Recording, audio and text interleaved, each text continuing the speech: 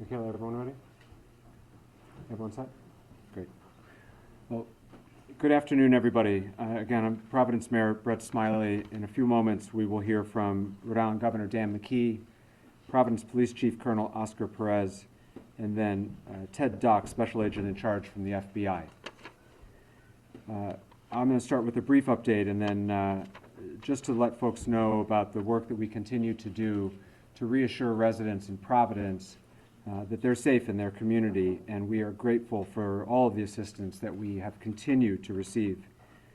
As we announced last night, we would be providing enhanced police coverage throughout the Brown community, throughout the East Side, and really throughout the city of Providence. And what residents and neighbors saw today was exactly that. There was specific enhanced coverage in Fox Point, Wayland Square, on Thayer Street, and on Hope Street, which are the commercial districts in the area. And I want to express the city's profound gratitude to the following departments who provided mutual assistance and additional coverage today. First and foremost, the Rhode Island State Police have been excellent partners, and I'm grateful for the governor of making sure that those resources are available to us here in Providence. But we were also assisted today by friends from neighboring communities here in Rhode Island, which is a terrific way in which our colleagues from throughout Rhode Island have been assisting. Today we had extra help from North Kingstown, North Providence, East Providence, Central Falls, and Pawtucket.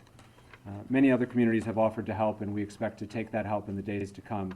But through that mutual assistance of our neighboring communities, we were able to provide that additional coverage. Secondly, we were able to provide coverage to our schools today. We did have school here in Providence. I'm glad we had school today in Providence. We'll have school tomorrow in Providence. This is the last week of the semester, and it's important for kids to be in school, and so we're encouraging parents to do what's right for their family. We understand that there are probably difficult conversations happening at the kitchen table right now, but if you're comfortable, you should send your kid to school. Providence Public Schools are open, and we have police coverage at drop-off and pickup times to provide that extra sense of safety and security for our families. I spent the morning out at our schools too in the neighborhood to be there for our parents, and they certainly were glad to see an officer helping out. And so, as we've said many times, but it's important to continue to say we're so grateful for the tireless effort of law enforcement, not just to assist with the investigation, but to help all of us feel safe in our home. At this time, I'm going to turn the mic over to our governor, Governor Dan McKee. Thanks, Mayor. And just like all of us, we want to see the individual that pulled the trigger on these young kids identified, apprehended, and brought to justice. I can tell you from the state level, we're continuing to coordinate our state police and instructed the colonel to make sure that all the resources that are available are being employed through the direction of the mayor, but that partnership is incredibly important. I also know that the schools are not only being impacted on the higher education in Providence and also the K through 12, but I also have heard and have been in contact with our Commissioner of Higher Education, Shannon Gilkey, along with our Commissioner of K through 12, Angelica Infante Green, to make sure that we are reassessing all safety issues in all our schools in the state of Rhode Island, and more to come on that. The issues that have to do with mental health, coordinating around the state through our higher ed and through our K through 12. I've assigned Director Rick Leclerc to make sure that they're coordinating all of the social services, all the mental health help that's out there, so that we can kind of also deliver that on a statewide basis. I was at Family Services Rhode Island today on Hope Street, and just seeing what they're doing, and it's being duplicated all around the state of Rhode Island. So I think it's important that we do everything we can out of the governor's office to support what's happening at Brown, the community of Brown, Providence, but also knowing that this is impacting on a statewide basis. So we're deploying that efforts to make the effort to let people know that we want to do everything we can so they can be safe and feel safe. And then finally, we want to make sure that all Rhode Islanders know that everything that is physically possible is being done, and partnering in with our federal, the FBI, our state law enforcement, and also the local law enforcement to bring an individual and identify and bring that person to justice. We also have been involved in communicating with the League of Cities and Towns today, through Randy Rossi. They've sent out a message to deploy their vehicles, their police vehicles, at the beginning of school day, at the end of the school day, all around the state of Rhode Island to, again, show that we're serious about having people and the families feel safe, and that everything that's being done to make sure that happens on a statewide basis, because this has become a statewide issue that is being impacted families and people throughout the state of Rhode Island. Mayor? Now we'll hear from Colonel Oscar Perez. Thank you, Mayor. Thank you all for being here again. Here we are once again to provide you some of the highlights and the progress that the Providence Police Department, along with several agencies, have gone together and stepped up to come up to this. I want to remind you that this is a very active investigation, very complex investigation, and it's the dedicated work of the men and women of the Providence Police Department, the Detective Division, the Community Response Team, the Special Response Team. It's all hands on deck. And on top of it all, you have the state police who's assisting us and every other federal partner that has been in this building for several hours. And I want to commend and applaud them for the work that they have done. And that includes the FBI, HSI, ATF, the IRS, the marshals, and several other agencies, analysts that are here. So it's pretty active because we want to make sure, as the governor stated, as the mayor stated, to make sure that we identify this individual and bring him to justice. Our work that initiated today and continues to initiate for a while since it started, we're at the 49th hour, and there's no one that wants to put this individual in handcuffs than us. So this has brought us to a new lead, which I momentarily will probably will be able to provide you with. That's going to include video of this individual as well as photos of this individual. We're asking the public for assistance to be able to identify this individual. The photos I will be able to show you are coming from the area of Hope Street near Benevolent and Manning. And those photos and those videos were retrieved around 2 p.m. on Saturday the 13th.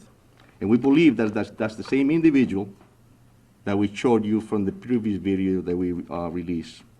The public is encouraged to use the tip line, which is pretty active. We have a tip line which is staffed with officers from the Providence Police as well as analysts, and they're taking calls as we speak.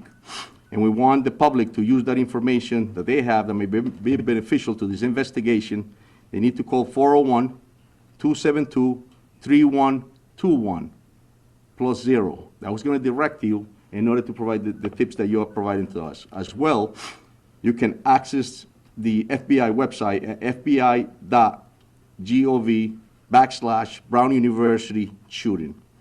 Please, I'm going to ask you all to follow our channels to stay appraised of what's going on and to stay accurate. There's a lot of channels and a lot of stuff that's going out there that's circulating the wrong info. And I told you when I first met you that there's appropriate info, there's accurate info, and it's going to come from us. So I please and plead with you that you access those type of channels. Again, we're asking for the public assistance in identifying this individual that we're about to show you, and we'll release this video on Twitter and our Twitter account momentarily. I'm going to turn to the video behind us. I'll be able to show you in 2 seconds. Officer Mangan, if you can just activate the and put the videos up.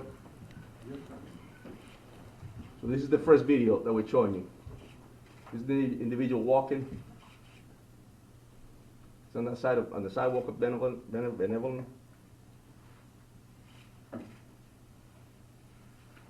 And this is prior to the incident. Here we go again with is this video too, Mike? Again, you see him walking.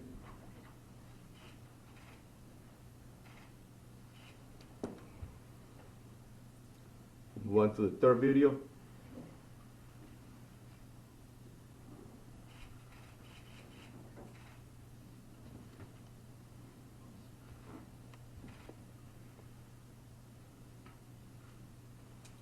And you want to, this is some photos of this individual.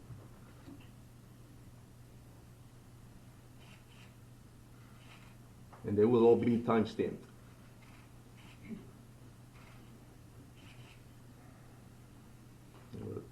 The last photo.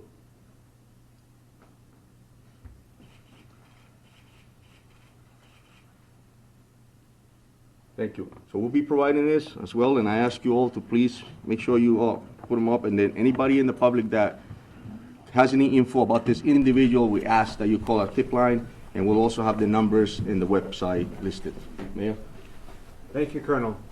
The last speaker today will be Special Agent in Charge from the FBI, Ted Dux. Well, thank you, Mayor, and good evening, everyone. My name is Ted Dux. I'm the Special Agent in Charge of FBI Boston. We know there's a lot of public concern about the horrific mass shooting at Brown University on Saturday, and rightfully so.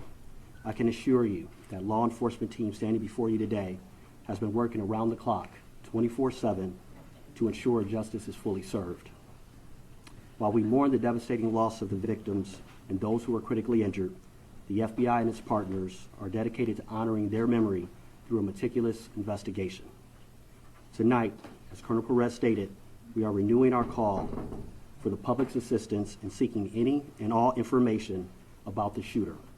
No amount of information is too small or irrelevant. We are also here to announce the FBI is now offering a reward of $50,000 for information that can lead to the identification, the arrest, and the conviction of the individual responsible, who we believe to be armed and dangerous. We're asking everyone in Rhode Island and beyond to review the new images of the suspect, share them on social media, and come forward if you have any information. You can contact the FBI at 1-800-CALL-FBI or the tips provided by the police department at 401-272-3121, or you can also provide tips electronically and submit it to tips.fbi.gov. We're also doubling down on our efforts to obtain images and video of the shooter. Those can be submitted online at fbi.gov/Brown University shooting. Our agents and analysts are fully embedded with our law enforcement partners, including Providence and Rhode Island State Police. We are tracking down leads, canvassing neighborhoods, and developing intelligence. And right now, our evidence response teams remain on campus processing the scene. And folks from our lab from Quantico are documenting the trajectories of the bullets to reconstruct the scene. It's painstaking work, and we are asking the public to be patient as we continue to run down every lead so we can get victims, survivors, and their families, and all of you the answers you deserve. Thank you. Mayor, can you tell Chief Foster to say a statement in Spanish, please, for Spanish media? Yes, Colonel. Gracias, sí, verdaderamente estamos acá esta noche para demostrarles los highlights del progreso que hemos hecho en el departamento, y quiero identificar que es una colaboración del Departamento de la Policía de Providence. El personal de este departamento también incluye las policías del Estado, obviamente los federales partners de nosotros, como el FBI, el HSI, el ATF, el IRS y también la oficina de los Marshals también están incluidos. Acabamos de mostrar 3 videos los cuales depictan lo que es esta persona que estamos buscando, y le pedimos al público que verdaderamente, si ven estas imágenes y lo conocen a la persona, que llamen a los números que le acabamos de dar, y te los puedo dar cuando terminemos acá, para que ellos nos den esa información y así nosotros tener la posibilidad de identificar a esta persona y traerlo a la justicia. Dan, go ahead. Hi, Mayor Dan Jr. from NBC 10. I just want to ask a question. These videos and images were actually very good that you just showed. They were from the day before, and I'm just wondering, why didn't we release these a little bit earlier? Did you you just get them today? And can you explain, because that's going to be a question from people. Of course, and that's a great question, Dan, and I'll tell you that it takes time. I've mentioned it before that investigations are very complex. And when you're doing canvassing areas or when you're developing evidence, sometimes you get directed to another direction, and then that's what makes you go back to certain areas and continue to investigate. Here we are at the 49th hour, but I got to commend the dedication and professionalism of all of us that I mentioned earlier, because it's that passion to bring someone to justice that led us to get this info that we got today to be able to provide to you. What is Are you still leading the internally, are you still leading the investigation? 1 second. Sorry. With these images and videos, are you all going to distribute them so the media can distribute them? 100. And then, you are. So, yes. Mr. Attorney General, yesterday you made it clear we didn't have an image of this person's face. Now these images show we do have this person's face. Is this going to be key in solving this case, which you seem very dedicated in doing? Yeah, look, I think, as I've said multiple times today, that these investigations are like threads that you pull on a garment, and some of them you pull and the garment doesn't open up, and other ones you pull and the garment comes undone. I think when you go out and get a better image of the person's face, that can only help the public, help us identify this person and confirm that they're the right person when that time comes.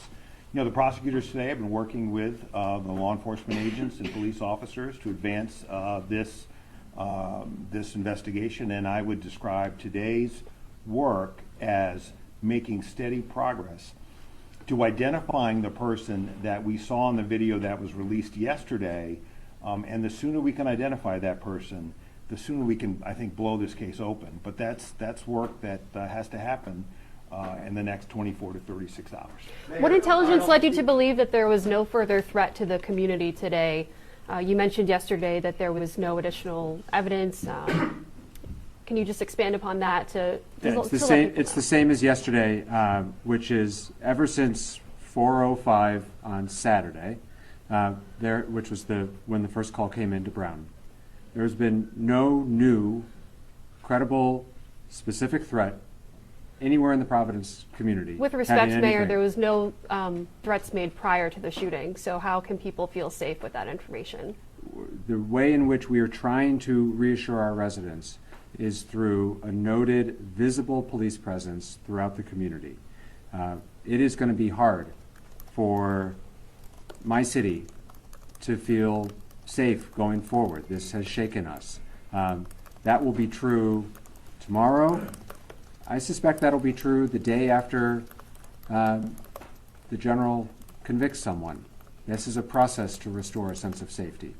But we're going to take those step at a time.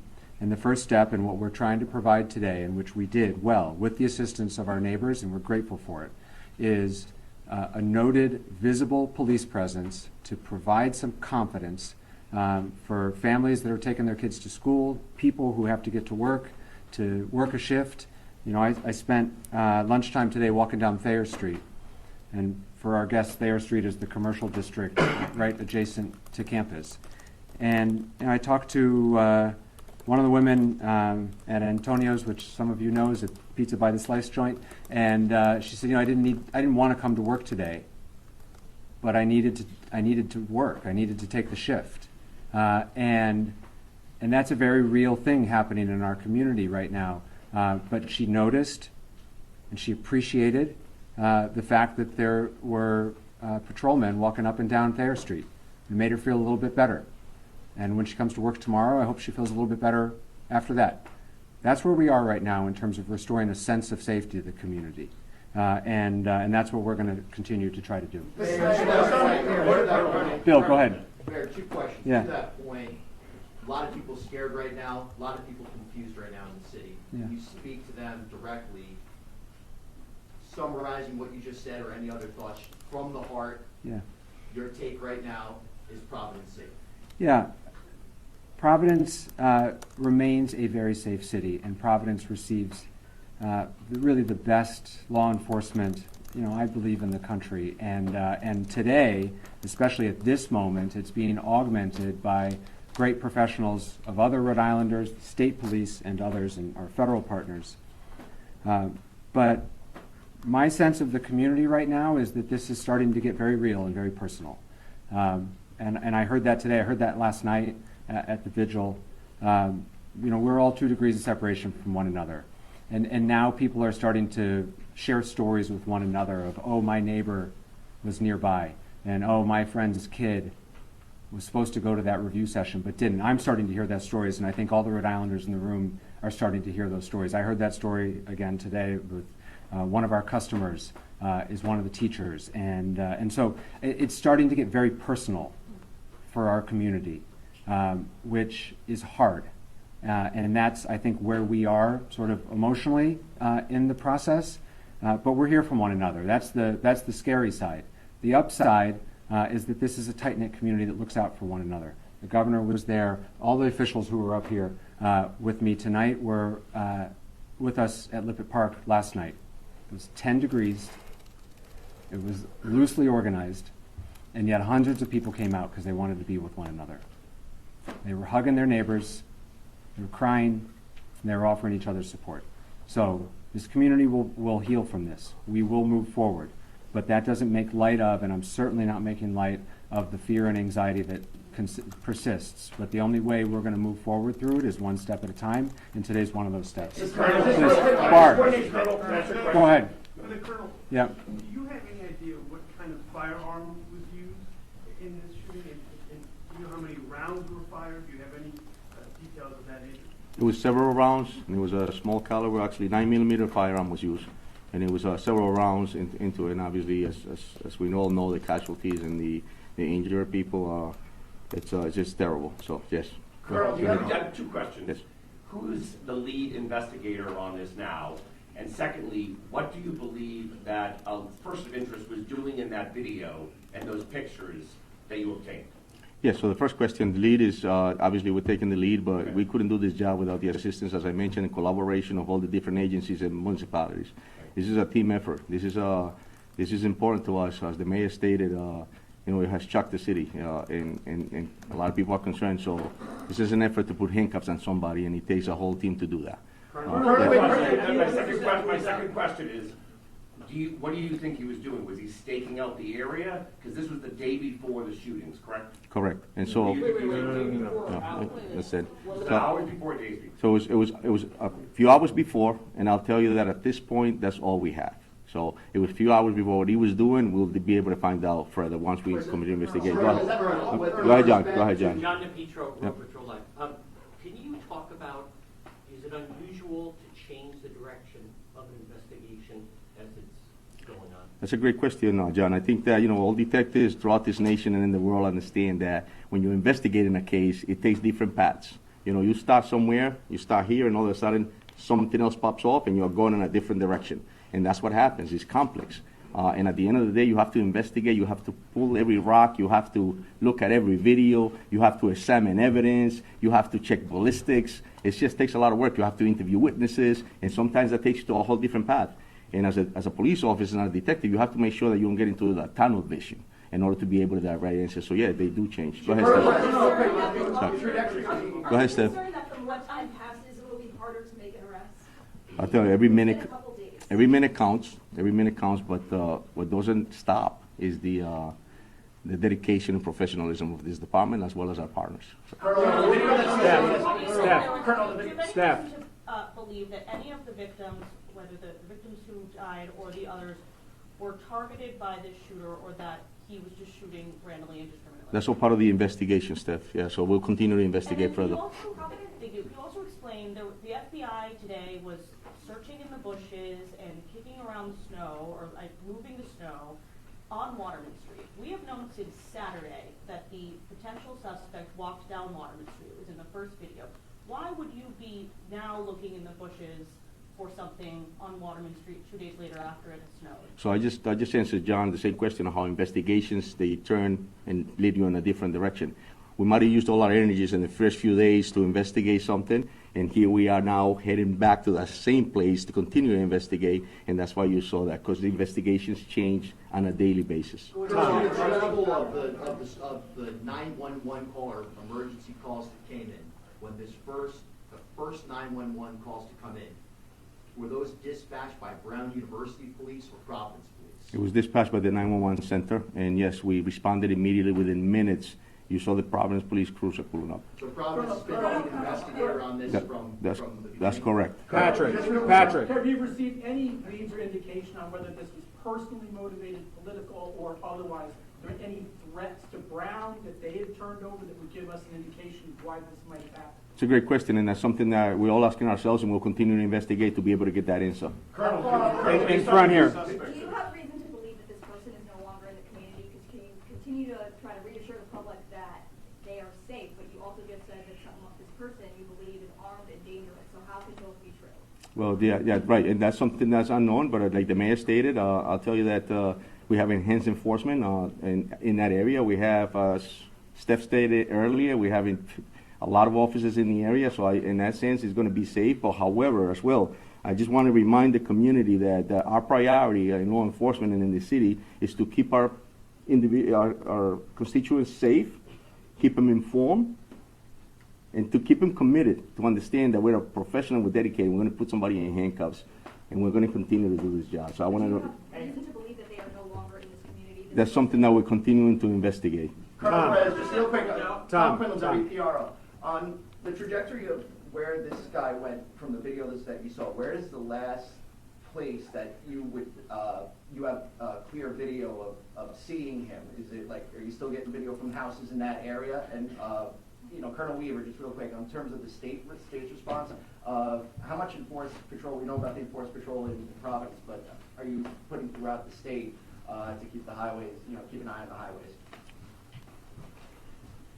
We have increased our patrols throughout the state, and we will respond accordingly to any requests for additional assistance.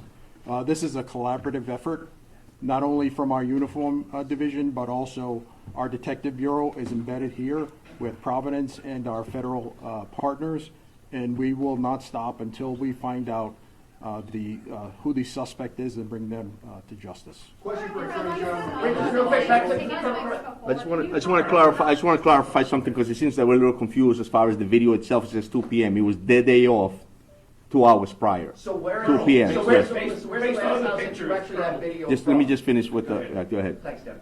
Where's the last video that you actually have video from in that It's area? in the vicinity of Hope Street between Benevolent and Manning Is Street. that, that's before the shooting? That's correct, yes. 2 hours, right? Yeah, 2 hours prior, yes. My turn, Bill. Dan, go Tom, ahead. Relax. this video that you just released, more than anything, is key to wrap into this case, okay? We have a closer picture of his face, we have a closer picture of his body.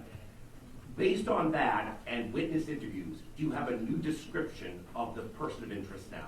Because he looked like a guy just walking around, you know, the neighborhood. Is there a new description you can give us so far? There is, and it will be on that poster that we're going to be releasing on the images, and the height, weight, and things of that nature are all posted on that poster. It's something that we're investigating there. Dime. Desde ayer se han filtrado a la prensa Sí, el nombre, la fotografía y hasta la casa de la persona de interés que estaba bajo custodia. Sí. ¿Quiere responder esta pregunta en los dos idiomas? sí. Hoy habían algunos medios haciéndose eco de que había una segunda persona de interés en custodia. Este no es el caso porque no he escuchado absolutamente nada en esta conferencia que se refiera a eso. ¿Me puede usted decir cuánto o cómo están manejando ustedes la información dentro del departamento y cómo se está filtrando a la prensa? Claro. Porque esto crea confusión, obviamente. Sí, sí. So the gentleman just asked a question about how information is getting filtered into the community and out from us. And the question was that past few days, an individual was identified and was detained, and he was a person of interest. We had him here. He's asking, how does that get out to the media? How does that happen? My answer to that is I have no control over what's being released or circulated in the media, speculations that occur. What we can control is what we give you here, and as I was speaking earlier, that's why it's important for you to get the information from us. So, mi respuesta que hago es, lo que pasa es que no me doy cuenta cómo se filtra esa información a los medios de comunicación. Es importante que la comunicación venga de nosotros y no de otras partes. Es muy importantísimo porque si hace circular en otros momentos van a especular. Ahora, he also asked, a second question that he asked was that there was information out there that we had a person in custody of interest, a second person. and that's not true, that's incorrect, and I don't know how that circulated in the speculation. So my answer to him is that, no, eso es mentira, al momento no tenemos otra persona en custodia, lo único que tenemos es lo que acabamos de informar. And building on Chris, Attorney General go Navarro. ahead, Chris. There appeared to be an issue with 311 services during Saturday's incident. A lot of neighbors couldn't get notification what issues were going on there, and has that since been resolved? Yeah, so residents in the city of Providence were notified in multiple ways, and certainly through all of your outlets, all official City of Providence social media outlets, Twitter, Facebook, Instagram, and we pushed out a 311 notice. If you are not the 311 notification system in the City of Providence, you have to sign up for it in order to receive it. And so 311 notifications did go out. If you are a resident of the City of Providence and you are not receiving 311 notifications, we urge you to please sign up. You can do so at the city's website. 311 notices have continued to go out throughout this entire incident, including up as recently as today, this afternoon, to clarify a false report with regard to a report of shots fired, which was found to be unfounded. We sent out a push notification through 311 to reassure people because in this day and age, there's a lot of misinformation. A lot of people are getting reports through non-official channels and are getting anxious as a result of it. And so 311 notifications are working fine, but you have to register for it. And you have to opt in for text messages. If anyone needs assistance for how to sign up for 311, if you are not tech savvy or if you are having problems, you can call the phone number 311, and we have staff available who will help register you. For all of our community, please know that there are always bilingual individuals to take those phone calls. Mr. Attorney General, real quick, you were on CNN this morning talking about, Colonel. Mr. Attorney General, you were Yes. on CNN this morning talking about the person that you spoke, the person of interest from yesterday was here. We have not heard that here today. Can you talk about, is that person of interest still here in the state? Who was he? Was he from Wisconsin? Just, Yeah, I think, as I said last night, for those of you who were here, I thought it was really unfortunate that this person's name was leaked by somebody. Is he cleared? Well, let me finish my answer. Was leaked, excuse me? Why you finish the answer? Just answer this question.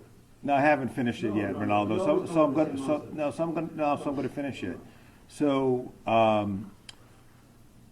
the person who was held, it was unfortunate that his name got leaked, because it's one of the reasons why we use words carefully.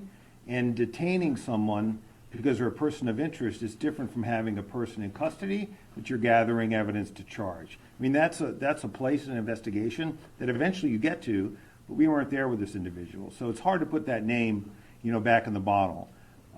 He has been cleared. He is not a person of interest any longer. The investigation is now focused in another direction. But I want to clarify something the chief said. That doesn't mean that while part of the team was focused on him, other leads weren't being followed up on. What's critical here is that we reconstruct, and the police know this, our prosecutors are working with them. It's critical that we reconstruct this man's movements, both before and afterwards. My hope is that we will eventually have that pattern. But when you ask Steph why are they looking in particular areas, where he was and what his movements are developing as we obtain additional evidence.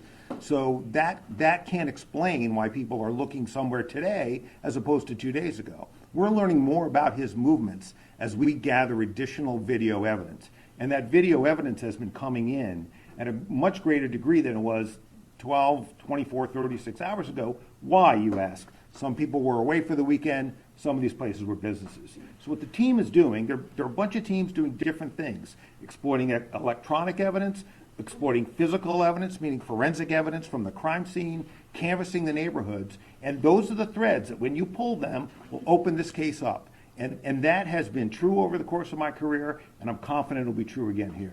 General, I have a question. General. Yeah, go ahead, Bill, and I'll get out of the way after that. Go ahead. And this kind of follows up on what Colonel Perez said about, to the general public to use official Providence Police channels, be it YouTube or whatever. Are we doing a good job here? Is the media doing a good job in the ultimate goal right now of trying to locate this person? Yeah, look, I think part of what's important about these briefings, I give the mayor great credit for doing them, is to help push out information. In a case like this, to the press and the public to help us solve this crime. That's potentially what it'll take here. Mayor, Mr. Mayor, I want to go back to Brown University. Yeah. Okay? There's been a lot of questions I've heard from a lot of parents today, and it goes back to the question about the alarm that was installed in 2007. That in an active shooter location, it sends off a notice and tells people what to do. That never went off. I'm wondering, what is Brown's answer? And perhaps even just as important, why isn't Brown here today? As for the decision to activate the Brown alarm, that's a question for Brown. I believe it was asked of the chief of the Brown Police Department the other day. You'd have to follow up with him. This is not a decision that the City of Providence or any of the other law enforcement partners that you see behind me can trigger that alarm. I don't know the answer to that.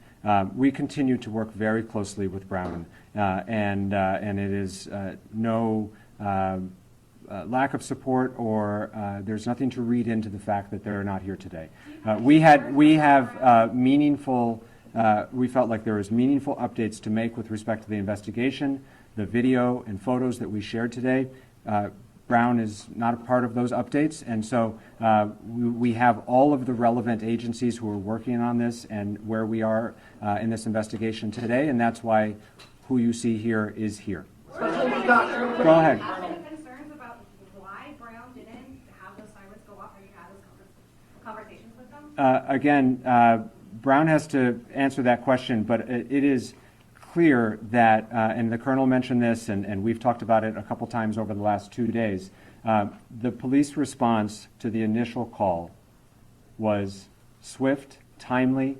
We don't believe there was any, it could not have happened any faster than it did.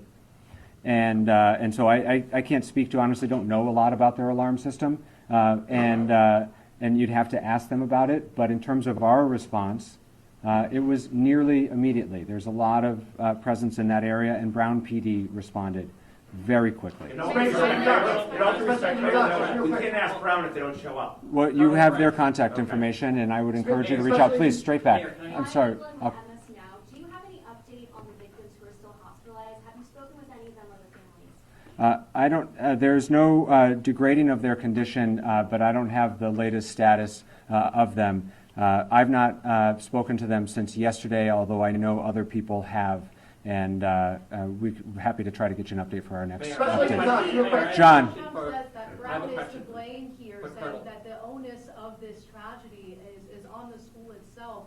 Do you think that's a fair criticism? Do you disagree with what the president is saying in response to the shooting, sir?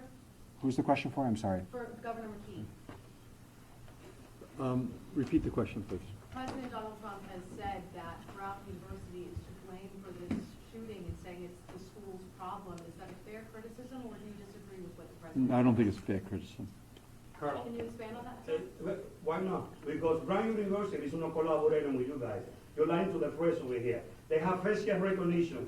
We know that because they follow the students, they follow everybody in the neighborhood. We've been in Facial conversations. recognition. They need to release that data to everybody know who the guy in the video. We got the video Saturday. Why you guys release the video today? I think I answered the question. All right, guys. Listen, Colonel, I have just John, please, just for a second. A couple things. First of all, Brown University and Brown Public Safety, Brown Police Department has been a close collaborator throughout this process. I do not accept that criticism. Secondly, everyone you see behind us, we've all been working for now 49 hours. We're tired. We're serious about the task at hand. I know all of you have been working very hard, and I suspect all of you are just as tired. The press has been a great partner in pushing out relevant, factual, timely information, and we are grateful for that. This crowd has grown a little bit over the last 48 hours, and I know that people are weary, and so I'm asking, please, for a little bit of patience and grace, and we have been fully transparent. We continue to answer your questions. We will continue to do so. But the best way to inform the public and to ask for their help is for these opportunities to not degrade into baseless accusations, and we will point them out when we hear them. John, go ahead, please. To the Colonel. Colonel, we learned, you revealed that the shooter used a 9mm. Now, there's a report the shooter yelled something right before his shot came in. Could you tell us what that was? Yes, part of the investigation, John, and we'll, yeah. Now, the only reason, hold on, the only reason I ask that, though, is, for instance, like with the Unabomber, his brother recognized the writing. So it's possible a friend or family member might recognize if the person said something that was significant.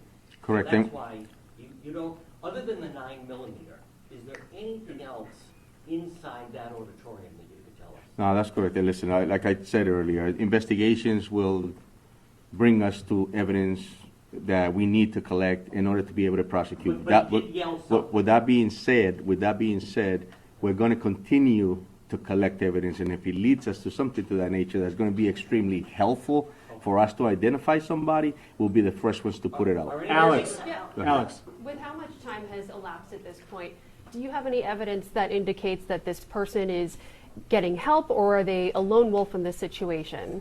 Yeah, so we'll continue. Those are great questions, Alex, and I think that's something for us to continue to investigate. This is active and it's complex, and so that we may have an answer to that they by themselves, but that's not something that we have ruled out, and we won't do that. So. To the left here, please. Are you for both a living or potentially deceased person of interest? We don't rule anything out. Like I told you earlier, this is a complex situation. It's fluid, but we'll continue to do our job in order to be able to get those answers.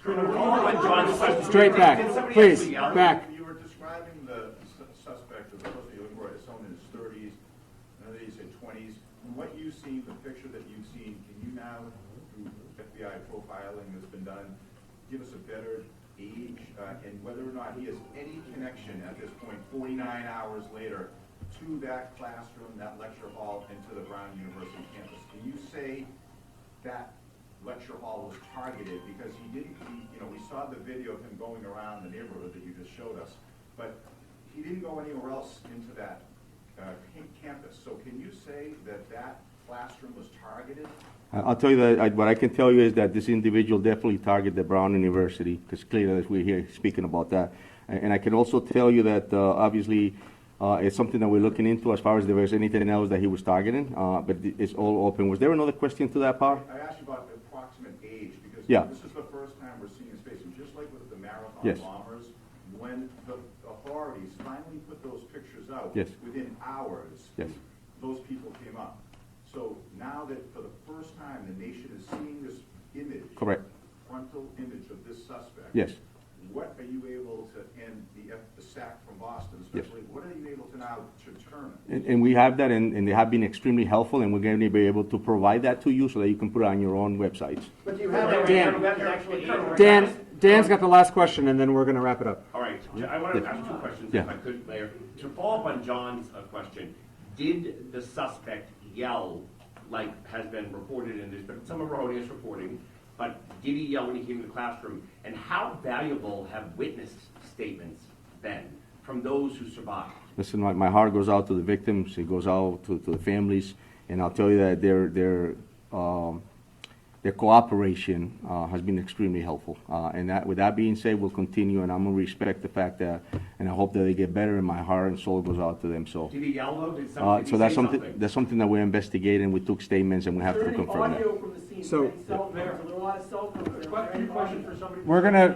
We're gonna